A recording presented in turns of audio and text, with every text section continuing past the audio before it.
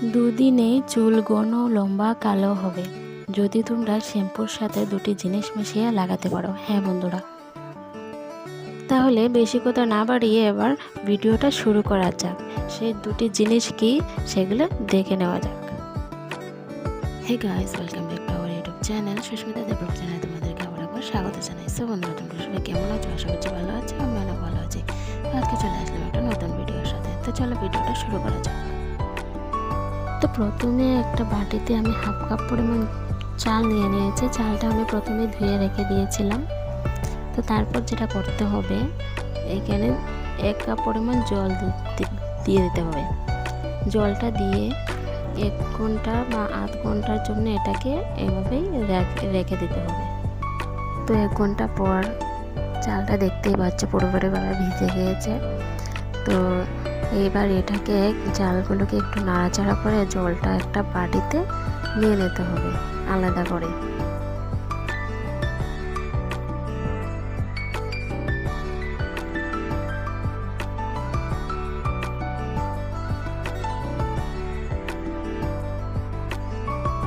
এবার আমি জলটাকে একটা বাটিতে নিয়ে নিলাম আলাদা করে। তারপর আমি আলাদা আরেকটা বাটি নিয়ে নেব। বাটি নেওয়ার পর সেখানে আমি অল্প পরিমাণ এখান থেকে জল নিয়ে নেবার পর এখানে মেশাতে হবে।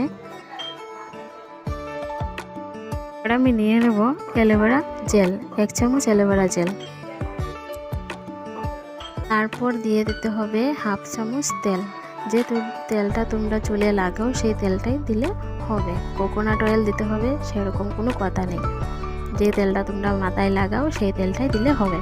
তো তারপর দুটো অ্যালোভেরা জেল আর তেলটাকে ভালো করে জলের সাথে মিশিয়ে নিতে হবে।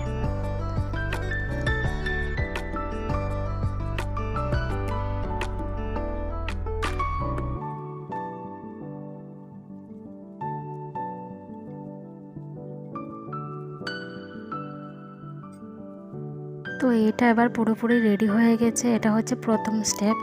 নেক্সট স্টেপ আরেকটা আছে, তোমরা ভিডিওটা দেখতে থাকো স্কিপ না করে। এটা এবার চুলে লাগানোর জন্য পুরোপুরি রেডি হয়ে গেছে। এবার চুলে কিভাবে লাগাবে সেটাই তোমরা দেখতে থাকো।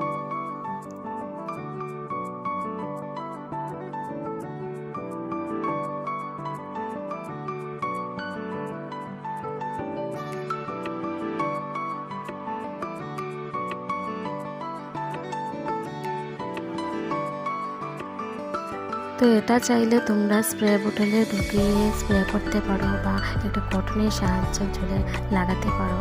হ্যাঁ, এরকম স্ক্যাল্পে ভালোভাবে তোমরা লাগিয়ে নেবে।